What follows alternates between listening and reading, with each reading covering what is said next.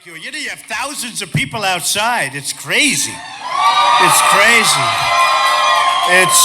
It's been like this no matter where we go. It's packed, and I mean, they're going to have, I guess they have 4,000 people outside that are not coming in. We could have maybe gotten a bigger barn. As they said, wear a hat. They said to me, wear a hat tonight because we're in a barn. But this is a pretty nice barn. It's a friendly barn, that's for sure, right?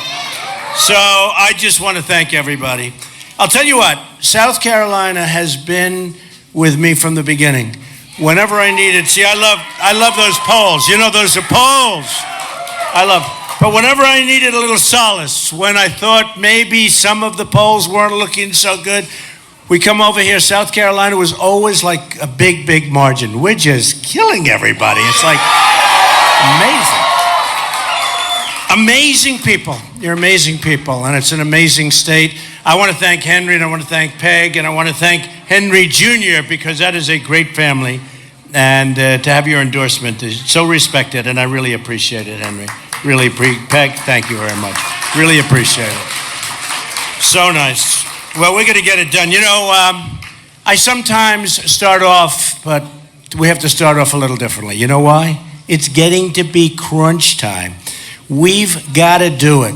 We're led by people that don't know what they're doing. We have no idea. It's embarrassing. Isn't it like embarrassing all the time? You know, I say we don't win anymore. We don't win. We never win. When was the last time we had a win? We don't win anymore, ever. Even remember our sailors 2 weeks ago. So what did we do wrong? We did nothing. So they go a little off course. Probably shouldn't have been there, but who cares, right? And these guys are in a begging position, 10 people, 1 woman, 9 men in a begging position with their hands up high and guns to their head. And we made a deal with these people. We made a deal where we're giving them $150 billion. Now think of it. You know, the hardest part about taking over that deal, because they got to take over deals. I love to take over bad deals. You buy bad deals, you buy them cheap. Some of the guys, we really do. We have some great business people in this audience. I know about 4 of them. They're killers, okay? I know them. They don't look like much. You know, they come into the T-shirt. I know one of them is a total killer. I said, you look like hell, but the mind is still good. It's one of those. But we have great business people here. And when you look at the kind of deals that we make in the United States, it's like, what are we doing? What are we doing? And we can't keep doing it. It can't happen. So we're going to change things. But it's now getting to be that time. Very soon you're going to get the chance to vote. And, you know, the polls, thank you, darling. I appreciate it. Where is she? She's one stuck in the corner back there. It's an amazing thing. No, it's amazing. You know, in Dallas, we had 20,000, 21,000 people. In Mobile, Alabama, we had 35,000 people. Every place we go. I would have loved it. It's so nice outside. Let's just go outside and do this, right? I don't know. My only problem is these guys, the Secret Service guys, might not love it. I don't know. I love it. But we're going to do things. And the key is we have to mobilize. We have to get out and vote. And every poll shows us so good. Every poll says it's going to happen. And I'll tell you what, once we get there, we're going to beat Hillary. Hillary's not going to be hard to beat. She's not going to be hard to beat. I mean, I assume it's Hillary. I assume. Because I don't know. Is she going to be in the clinker? Is she going to be... I don't know. I mean, General Petraeus, they ruined his life. Over like 2% of what she did. General Petraeus, so many others.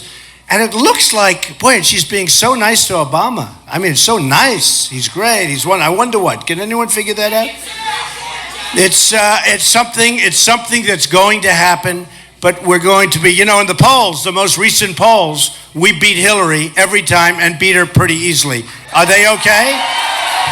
Oh, somebody went down. Okay, you just help her out. Good. Oh, I love you. We love her. Look at that. Thank you, honey. We love you. Do we love our people? We love our people. There's a woman. She waited 8 hours to be in the front row. and she faints. We got to bring her back, right? Maybe she fainted at how good looking I am. I don't know. Who the hell knows, right? But she's okay. She's okay, right? Okay, good. If she's not okay, I'm not going to be too happy. So we got to get out. We got to vote. And here's what we're going to do. When I started on June 16th, I made an announcement, the famous escalator ride. And it's so hard. I mean, honestly, it's hard. It takes guts. Like, I love our police. By the way, do we love our police? We love them. We love them. They're all over. They're the greatest people. And it's hard. It's hard to do that. It's hard to do this. I've never done it before. I've never been a politician before. And on June 16th, I went down the escalator, the famous escalator ride with Melania. And I said, got to do it. Too many things were happening, too many bad things. You look at our trade deals. In the case of farmers, by the way, how badly are you being treated with the regulations? The farmers in this place and the farmers all over the country are being treated almost as bad as our vets, which are being treated like the worst. You know the vets are being treated like the worst, right? No, we're going to change it. You know the vets, by the way, the vets, you have a case that just came out where they're waiting 4, 5, and 6 days to see a doctor. At the end of the 5 or 6 days, sometimes the doctor leaves because he's going on vacation. I mean, things happen. And these people are dying, and they're dying by the thousands. I didn't even realize they're dying by the thousands. And they're, in the true sense, they're our greatest people. The wounded warriors, the vets. Everybody say, we have illegal immigrants that are taken care of better than our vets. It's not going to happen. It's not going to happen. It's not going to happen.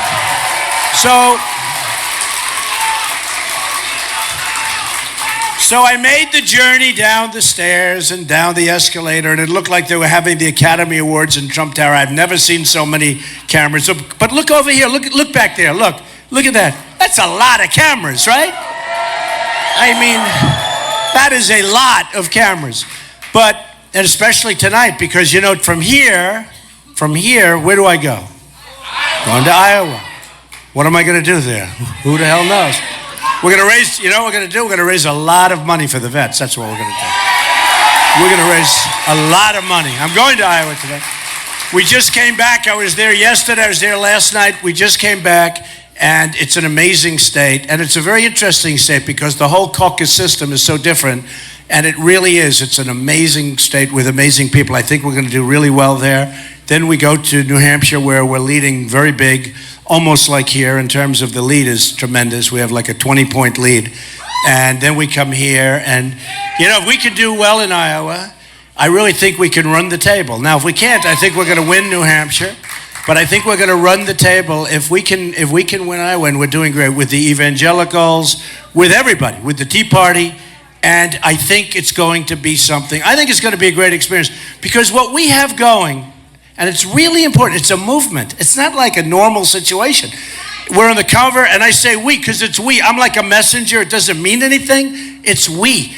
We are on the cover of Time magazine. And if you read that story, it's the most incredible story about what's happened. And they used to call it the silent majority. Now they're calling it the noisy majority. We're fed up. We're fed up. We're just fed up with what's going on. Oh, look, let me see that magazine. Let me see. Bring that up here. Bring that. I love this magazine. I never liked Time magazine much until they started writing good about me, right? Right? No, you got to get, this story is so incredible because, look, it's me speaking to lots of people, thousands of people, and everybody's in love with our country. They're so disappointed. Thank you, baby. So we're going to start doing things, and lots of things have happened. Lots of things have happened. And now I have competition. We started off with 17 people, right? Am I allowed to talk about the competition? Nobody cares, right? I can say bad things. First of all, Hillary, gonna be easy. Bernie, oh, poor Bernie. Oh my God. Oh, that's like a dream. That's a dream. That's a dream. Well, I don't know who's gonna happen, and maybe it's Biden. You know, they're talking about Biden coming back. Who cares? It doesn't matter. Doesn't matter. But we have competition. We have people that were born in Canada. We have Guys like Rand Paul that can't, he's a United States Senator, he can't even get on the stage. He goes, I should be on the stage, I should be. We have all these people, Jeb, who spent over think of it, over $100 million, and he's nowhere. He's nowhere. And he spent a lot on me. The only reason I mention his name, it's so much, tens of millions of dollars. Every time I turn, there's an ad about me. And then I go up in the poll. There's something wrong with these ads because I keep going up in the poll. No, he spends, think of it. He spends $100 million. He's got $128 million that he raised. You know who's putting it up? Donors, lobbyists, special interests. And they go to Jeb, and they go to Hillary, and they go to all of them. They go to Ted Cruz. He's got a lot of oil money put up. And the banks, you know, the loans and all that stuff, right? The loans, the birthplace. There's a whole mess there. There's a big mess going on with Ted. I mean, and his polls are sinking. He's sinking like a rocket. He's nervous as hell. I watched him tonight. But he's hitting me because he thinks that maybe I was not treated fairly. You know that, right? Does everyone agree with that? And you know, in life, because when I fight for you, I'm fighting the same way. You have to be treated fairly. That's why, if we would have walked away from the Iran deal, as an example, when they said, we want this, we want that, if we would have walked away, for instance, our prisoners should have been back here 3 or 4 years ago when they were first made prisoners. Not this stuff. This is baby stuff. And we should have walked in and said, we want our prisoners before we can start, right? Call them hostages. But we want our prisoners before we start. And if you don't give them, we're not doing it. They're going to say no, and we walk out, we leave, right? You just leave. That's what you do. You leave. And then you double up the sanctions, and they'll call up within 48 hours, and they'll say, we will absolutely, we'd love to give you your prisoners. And they'll give them. And then you go back in the second time, and you say, listen, you know that $150 billion? We have a problem. We owe $19 trillion. We don't have any money. Because it's nice to be, my father always used to say, take the lumps out.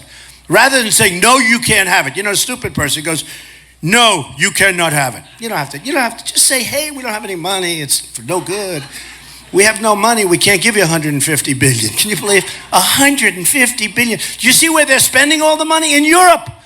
They're spending it, they're giving it to Russia, but they're going all over Europe. They ordered 114 planes, Airbus planes, made in Europe. Not Boeings. And did you see Kerry the other night? Our great secretary, right? Secretary of State. He said, no. Well, we would expect some money to be spent, some of the money to be spent on terror. Everyone said, what? Did he just say? In other words, they expect it. We haven't seen it yet, but it'll happen probably. Can you believe this? Here we are. We gave him $150 billion. Did anybody see that? Where he was talking about the money. They expect some of that money will go to terror. And I say to myself, what are we doing? Why are we doing it? And what the hell are we doing? We need great people in our country. We have the greatest negotiators in the world. We have the greatest business people in the world. We have to get with it, folks, or we're not going to have a country left. We're not going to have a country left. So I've been saying about the Iran deal. I love talking about the Iran deal because it's impossible to believe. First of all, it's so simple to understand. They have a 24-day period. So if we think they're building nukes in a certain place, 24 days. What people don't tell you is they have a lot of time before the 24 days kicks in. Think of it, 24 days. Why can't you go in and say, let me take a look, right? Why do you need 24 days? But the 24 days could be months and months because there's a whole process before the clock starts ticking, right? So we have that. Then we have an area where they self-inspect. We think you're building nuclear weapons over there. Could you please tell us? Oh yes, we will. We'll self. Call up the next day. No problem. We're not building. Isn't it ridiculous though? I mean, is it just ridiculous? So you look at that, you see that, and it's going on all over the place. Now they take the $150 billion, they start buying missiles from Russia. You believe it? Missiles. Frankly, the 24 days doesn't mean anything. Self-inspection doesn't mean, because the hell do they have to worry about nuclear? With the money they have, they can just buy it. They're going to buy it. And you're going to have nuclear proliferation. And we didn't know. And by the way, for those people, I happen to be one of them, that feel strongly about Israel, Israel is the worst thing that ever happened to Israel is Barack Obama. The worst thing that's ever happened. Worst. So I was endorsed by Carl Icahn, a great businessman, one of our great businessmen, and so many others. In fact, they want to have press conferences, right? And unlike the senator, nobody knows who they are. Some of these guys, they're great. They're brutal, brutal people. You would never want to go there. I'm looking at this young, beautiful young woman. You wouldn't want to have dinner with any of these people, believe me. Is that your father? Huh? You don't want believe me. These are not nice people. Who cares? They're great negotiators. We have the greatest negotiators in the world. We have the greatest business people in the world. We're going to use them now. We're going to use them when we have deals with Japan and when we have deals with China. So China, we lose $500 billion a year in trade deficits. $500 billion. How can you do this? By the way, this has been going on forever. It goes on forever. What China, and I love China, they treat me great, I've made great deals with them, I sell them apartments all the time, I have banks that are in my building, the biggest bank in the world is in one of my buildings, pays me a lot of rent, they love the building, I can't believe they want to say it's got my name on it. I love to put my name on things, I have to take. But they came in, I just extended their lease, and I'm rough on China. You know, I respect China. I'm not angry at China, I'm angry at our people, because I wish our people would negotiate the same way. Why should this be? But they come in the other day, the leases has to be extended. So they want to extend. They only want to be in my building. I say, are you sure? You know, I can't even believe it. Because who speaks tougher about China? Look, China, and they know it. They understand it. They understand it's the truth, so therefore they don't mind. China, it's the greatest theft in the history of the world, what they've done to our country. It's true. They've taken our money. They've taken our jobs. They've taken our base. They've taken everything. They've taken so much. And again, it's our fault. It's not their fault. They can get away with it. They talk about free trade. All these guys say, well, Mr. Trump, you're not a free trader. I say, no, you don't understand something. When China puts it in here for nothing, and when I have friends that cannot sell their product in China, because number one, they charge them so much tax, it's impossible to believe. They call it a tariff, but they charge so much tax, impossible to believe. When they do that, folks, it's not fair. It's not fair. We're being ripped off at every single level of government, and that's why we owe $19 trillion. And then we make a budget like we did 2 weeks ago. It's going to add another $2 trillion, right? You see that. She's waving. She's agreeing with me. She's like really young, and she even agrees. But we can't do this. So we're going to be at $21 trillion. We're going to make this country so strong, so great. Let's start talking about a couple of areas. We are going to create a border. So powerful, right? So powerful. You know, when I started this journey, it's a journey. It's actually a journey. But when I started this journey, I talked about, we're going to build a wall. Who's going to pay for the wall? Tell me. 100%. 100%. All right, we'll talk about that. But when I started, you know, I gave a speech and I talked about illegal immigration. It was like the world fell in. Nobody was talking about illegal immigration. And then 2 or 3 weeks later, everybody came back. Everybody was sort of coming toward me. They would say, you know, maybe he's right. Then you had the killing of Kate in San Francisco by an illegal immigrant who came in 5 times, shot her in the back. Beautiful Kate, great Kate. And Jamil in Los Angeles, and so many others. The female, the woman, the person, this wonderful woman, she was a veteran. Raped, sodomized, and killed in Los Angeles about 3 months ago by an illegal immigrant. And shouldn't have been here. Should have never been allowed to be here. So what we're going to do is we're going to have tremendous borders. And we're going to build a wall. It's going to be a real wall. It's going to be a beautiful wall. It's going to be big, strong. Nobody's coming through the wall. The only way they're coming through is if they come through legally. Okay? It's the only way. It's the only way. Or we're just not going to have a country. We're just not going to have a country. So I gave the speech, and I talked about illegal immigration. I talked about Mexico. I talked about a lot of things that turned out to be all true. And all of a sudden, everyone was saying, oh, this is brutal. He's going to fade very fast. Well, you know, up. Remember when the numbers started coming in? I started at 3. I wasn't too happy. I started at 3. Then went to 6, then went to 12, then it started just like it was like a rocket ship. Yesterday we had a poll, 42. Can you imagine? 42. Actually, I hate to say, There's one state that is beating you, Florida, 48 in Florida. 48 to 11 to 12 and to 9. I mean, we're at 48 in Florida, which is a very, very important state for us. I mean, really, really important. So all of a sudden, though, these poll numbers start coming in. Then CNN, with all those cameras back there, CNN does a poll, and they say, who's best on ISIS? Trump. By a lot. I don't mean by like even 48. I mean like more. Who's best on security? Who's best on the economy? Trump. I will be the greatest jobs president that God ever created. I mean, it's true. We need jobs. No, I mean, when I look at some of these, thank you, darling. Oh, we're going to take care of women. Do we love women, right? See, here I can say, we respect women, we cherish women, we love women, and thank you, okay? Thank you. Thank you very much. I like this woman. She's fantastic. It's called Spirit. But we are going, and we are going to take care of women. We are going, you know, when you look at women's health issues, I saw where Jeb Bush was asked about it, and he said, no, we don't want to put money into that. I want to put money into that. We're going to put, there's women's health issues that some people don't want to fund. You know that. And we're going to take care of everybody. We're going to take care of everybody.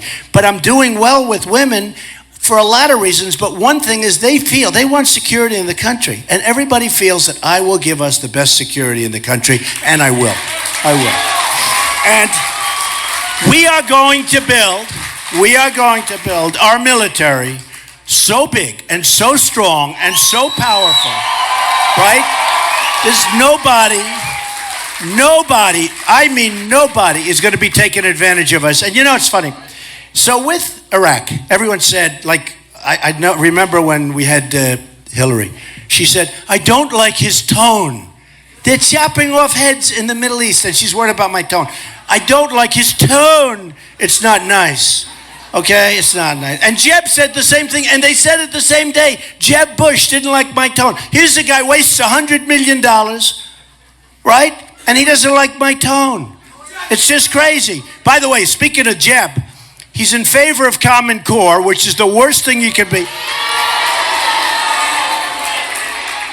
And he's very, very, very, think of this, weak on the border. Remember, people come in as an act of love. You can't have that. Whether he's a nice person or not, we don't need, do we care if a person's nice?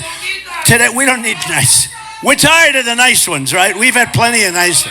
We've had plenty of nice, but I was thinking about it. So you have a guy like him who spent over $100 million on a failed campaign, right? Over $100 million. He's here, right? And his money is here. He spent this much. Me, my campaign, I'm number one by a lot, and I haven't spent any money. I feel guilty. I spent a little money, but very little. Relatively, like almost nothing. Now I'm going to start, right? Why am I going to start? Because I feel guilty, right? And because I don't want to take any chances. I don't want to be cute. So I'm going to start. I'm $38 million under budget. I was going to have $38 million spent. Actually, like $44 million spent right up to this point. I spent like nothing. And it's almost like, how can you? So you go on television. Like tonight I did Bill O'Reilly. Good guy, right? In fact, when you go home, you'll see the second Bill O'Reilly, the one that comes on, whatever the hell time, like at 11 o'clock. But he's a good guy. It was a tough interview, I have to tell you. It was an interesting interview, but you'll see it when you go home. But when you think, so you have somebody who spends money and he's here. Think about this, our education. We have the Common Core, it's not working. We spend more than any country in the world on education. Any country in the world, by far. It's not even close. It's like we're here and the second country is off the charts. Your best countries are Norway, Sweden, China, in terms of education, right? They're number 1, 2, 3. We're number 28. So we spend the most, and we have like one of the worst results. We have third world countries that do better than us, third world countries. Wouldn't it be nice if it was like my campaign, where we spend the least and we have the best? Wouldn't that be nice? That's what we have to do. We can do that. That's what we have to do. All right. So I'm running against these people, and you know, again, some are very nice people. I refuse to say bad about some of them. I just refuse. I can't do it. Okay, so I will. By the way, we got the endorsement of Sarah Palin. You saw that? Right? Right? Do we love Falwell? Do we love Jerry? We love Falwell. One of the great people. I'll tell you what he's done at Liberty University is amazing. And the beautiful thing about Liberty University, virtually every candidate has gone to Liberty University, made a speech, have the most beautiful campus you've ever seen. Everybody goes down. It's an incredible school. And Jerry Falwell Jr. came up and he chose us. We got a call, as you know, 3-4 days ago, and he announced, and he's endorsing Trump. That tells you so much because everybody goes there. Everybody wants to go there. Everybody does go there. It tells you so much. Sarah Palin tells you so much. We got an endorsement from Sheriff Joe. Does everybody know? Okay. This is a man. This is no games with Sheriff Joe. He likes our border position. When he says good, that means I have the best border position. Let's face it, right? But we have certain people that we have to beat. And we have to beat to get there. But a couple of reasons and a couple of things a lot of people don't even know. I'm self-funding my campaign. I'm not getting money from all these people. So very importantly, I'm putting up, and you know what? I get offered millions and millions and millions of dollars. I feel so foolish not taking it. My whole life I've taken money, right? I want. You're like greedy. I want more. Now I do, but I want it for the United States. We're going to take in money. We're going to take in money. We're going to take it in. We're going to take it in. We're going to bring it in. But I have these candidates, and they say all sorts of things, and much of it's right. Some of it's right. I mean, frankly, some of it's right. One of them, Ted Cruz, is talking about eminent domain. Donald Trump is in favor of eminent domain. And Ted is a good debater, but he's not a good speaker. Do you know what I mean? When you talk to him, it's like you're in a debate. Hello, Donald, how are you? It's like, whoa. No, he's a good debater. I like him. Although, who the hell won the last debate? Did Trump win it? Actually, can you believe we've already had 6 debates? Can you believe how, when I did this, I never debated before. I create jobs, I do deals, I do buildings, I do stuff all over the world. I never debated. So I get on the stage like a number of months ago for the first debate. I had no idea. It worked out fine. I got a very unfair question from somebody, but we don't even talk about that. We don't talk about that. I refuse to talk about that. But every single poll, you know, they have dating, they have everything. They have polls for everything. But they have these debating polls. And every single, I think just about at least, I have to say just about, because if it's like 1 out of 60, I'll have a headline tomorrow, Donald Trump exaggerated. But virtually every single poll, Time Magazine, Drudge, who's a phenomenal guy, by the way, all of these different polls, Slate, they came out and Trump won the debates, every debate. I mean, every debate, right from the beginning, which was great. And then the last debate, when they talked about New York values and New York City values, and it was a terrible thing, frankly, because I was there and I saw what people went through, and I saw the death, and I saw the destruction. And I'll tell you what, everybody loved New Yorkers. New Yorkers are actually very good people. And they have a lot of energy. They have a lot of energy, high energy, as opposed to Jeb. No, thank you, man. They have high energy. But so we went in and we have the debates, but they talked about eminent domain, that Donald Trump loves eminent domain. I don't love anything. I mean, eminent domain, here's the story. They take your property because they have to build a highway. They take a piece of it. They might take a corner of it. They might take more of it. They might take less of it. But eminent domain is a taking. Now, when they take your property, they pay you a fortune, if you're smart, because they pay you fair market value for your property. But if you didn't have eminent domain, and did you see these characters, these stupid 22 people, they wrote these things from this dying magazine. It's called the National Review. The thing is dead as a doornail. No, it's dead. They say, we are conservatives. Somebody said, Donald Trump is not a true conservative. I'm trying to say, what's wrong with these people? They're so out of it. So they talk about eminent domain. So without eminent domain, you don't have roadways, you don't have railroads, you don't have hospitals, you don't have schools, you don't have anything. So they say, he loves eminent domain. I don't love it. You need it. You got to build a road. You got to build a highway. You got to build a railroad. Excuse me. All these people like the Keystone Pipeline, right? They all like the Keystone Pipeline. You wouldn't get 10 feet of the Keystone Pipeline without eminent domain, and yet they take ads. Donald Trump likes eminent domain. And this is what I go through. Then we have, and I said to Ted, you have a problem. Ted Cruz was born in a place called Canada. Has anyone ever heard of Canada? Right? He was born in Canada. It's a big problem. Lawrence Tribe, a great constitutional lawyer from Harvard, said it's a problem. It's, unsettled law. I called it unsettled law, meaning there's a big doubt. So you have many lawyers coming up saying it's unsettled law, meaning who knows? Now, the Democrats have already started a suit, but they're going to start a major suit if he ever got the nomination. So how can a guy run for office when he's got this cloud over his head? On real estate, they call it, you know what it is, it's called cloud on title, right? It's got a cloud. It's a cloud on title. He's got a cloud on title. It's called, he was born in Canada. He was a citizen of Canada until 15 months ago. Now, he said he didn't know that. He didn't know. Smart guy. He didn't know. He didn't know he was a citizen of Canada. Here's a guy who was a United States Senator from Texas. He was a citizen of Canada, and he didn't know.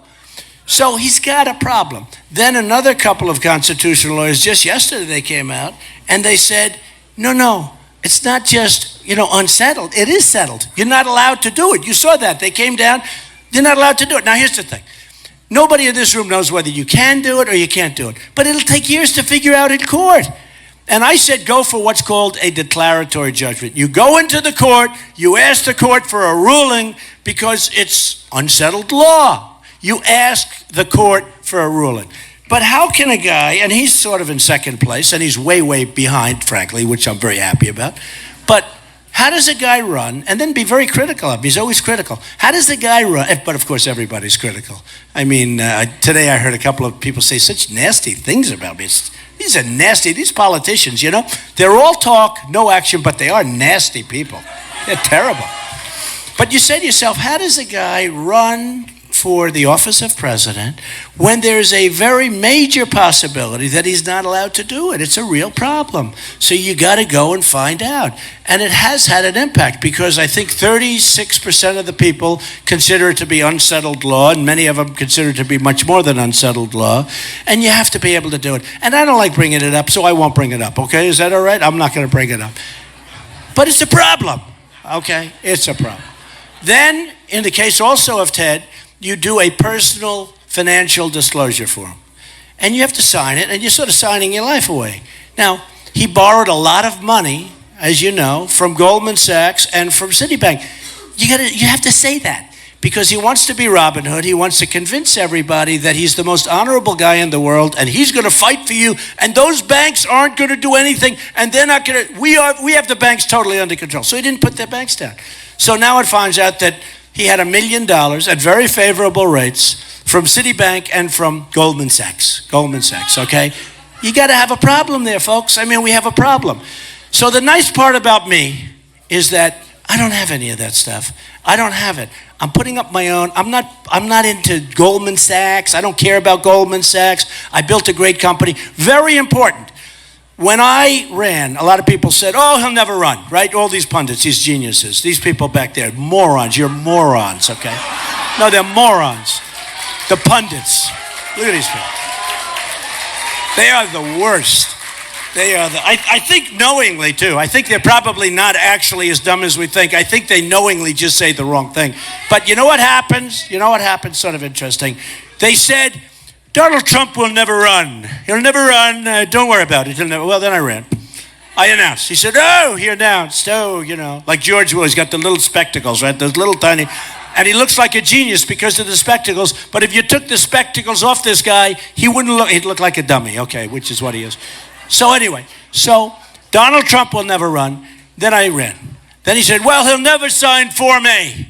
That's where you sign your life away, right? You sign, your name. Your life is like over. It's like brutal. So you sign your life away, right? I signed Form A. Then they said, well, he'll never, ever show his corporate papers and show all of his papers because maybe he's not as rich as everybody thinks. So I put him in. And then they said, and he'll never do it fast. The worst is he'll take forever. You get all these extensions in government. You need 45 days, another 45 days. You can extend forever. I said to my accountants, and I paid them a lot of money. It was the largest thing ever put into the federal elections, by far, almost 100 pages. I said to my people, I want to get it in early. I don't want any extensions. Just get it done. These guys worked 24 hours a day, did a great job. They put it in. The press, they were like you have no scavengers. You never saw anything like it. They were waiting.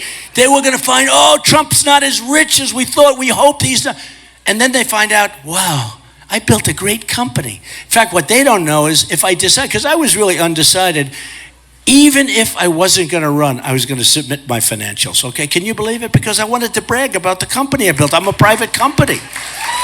So I built a great company, and it's got some of the great assets in the world. You know, Miami Beach Doral Country Club, and so many others. There's Turnberry in Scotland on the ocean, 800 acres on the ocean, and all of these companies. These are great, great buildings. They're great jobs, and I have many other businesses. In addition to writing The Art of the Deal and many books, in addition to The Apprentice, which is one of the most successful shows on television, and by the way, NBC wanted to renew, and I said, can't do it. I mean, I can't do it because you're not allowed to do that if you run for, you know, the whole thing. It's a little complicated. So we chose Arnold Schwarzenegger. How will Arnold do, by the way?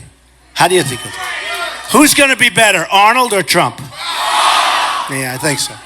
You got to be very quick to do that show. When you have Omarosa and these people, you got to be very quick. You cannot be slow moving. You got to move. Those lips have to move. The mouth has to move. The body has to move. So it'll be interesting to see. But I hope he does well because I have a big chunk of it. So we'll see. You remember Martha did it, right? Right? Remember that? Didn't work out so well. Fire Obama. President Obama. No, I want to save it. Let me save it for something. We'll all do it together. We have to save that for the big leagues, right? We have to save that. We're going to be together. We're going to have some of the 4,000 or 5,000 people outside. We got to get them together for that one. Don't we agree? I mean, these poor people, they're standing out there. They probably think they're getting in. They're not getting in. I'm going to be out of here. You're going to be out of here. They're going to be still standing. So anyway, things are going to happen with our country. What did happen, though, I talk about the border, I talk about trade, I talk about China, I talk about Mexico, how Mexico is just killing us. And they're good people. I have thousands of Mexicans and Hispanics that work for me. I'm winning the polls with the Hispanics. In Nevada, they just had a Hispanic poll I'm winning, which I always said I would. I'm doing unbelievably with African American in the polls, with the African Americans. We had won 25%. Republicans get 7% and 6%. Somebody said if he actually got 25% of the African American vote, the election's over. It's over. So we're going to do great. We're going to do great. And you know why? Because I bring back jobs. We're going to bring jobs back from China. We're bringing jobs back from Japan. We're bringing them back from Mexico. We're not going to let things happen. Like, as an example, Pfizer is moving to Ireland, this big, massive drug company, moving to Ireland because of taxes and other reasons. And they can't bring their money back, corporate inversions. So we're going to do so many things. You're going to be so happy. You're going to be so proud. So let me just leave it on this. Look, it is an unbelievable honor to have done what I've done. People are calling, even people that can't stand me, like some of them, but one in particular is a highly respected writer, said nobody's ever done what we've done. What we've done. We've totally changed the dialogue of politics. That's why the cover of Time magazine. Nobody's ever done it. We are going to do something that's going to be so special. This is a movement that is so special. We are going to win in so many different aspects. We don't win now. We don't win anymore. We're going to start winning so much. We're going to win on trade. We're going to win with the military. I mean, can you imagine we have a military that can't beat ISIS, okay? Now, ISIS, they say, are 30,000 people. Can you imagine General Douglas MacArthur saying, well, we can't do it? And I see these people. They're on talk shows, the military people, saying how tough ISIS is. General George Patton. I mean, he would get them before he got over to the talk show, but he doesn't do talk shows, okay? We will have our military great. We're going to take care of our vets so well. We have to take care of our vets. We have to take care of our vets. We're going to repeal and replace Obamacare, which is a total disaster. It's a disaster. We're repealing and replacing Obamacare.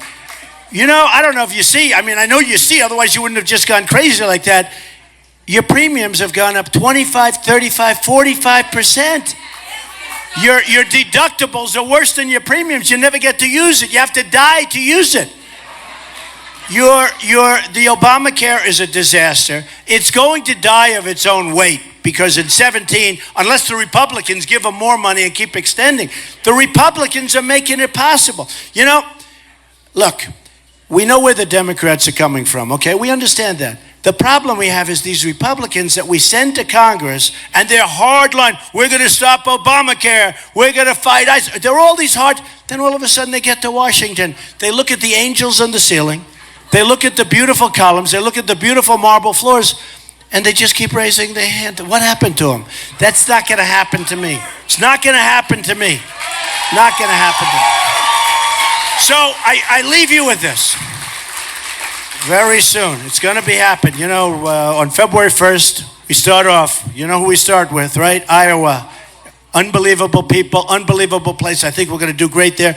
We start with Iowa. We go over to New Hampshire, and then guess where we are? We're here. And for that period of a week and a half, I'm going to be here so much, you're going to be so sick of me. I'm going to be here. We don't want to take it. You're going to say, get the hell out of here, Trump. We can't stand you anymore. But let me just tell you something. We're going to win, and then we're going to beat Hillary or whoever the hell they put in front of us. We're going to beat them. Because nobody's got this going. And folks, I started off by saying we don't win anymore. We are going to start winning. We're going to win with the military, right? We're going to win at the borders. We're going to win with trade. We're going to win with health care, and Obamacare is going to be gone, but we're going to win with health care. We're going to win so much. You're going to be so proud of your president. You're going to be so proud of your country.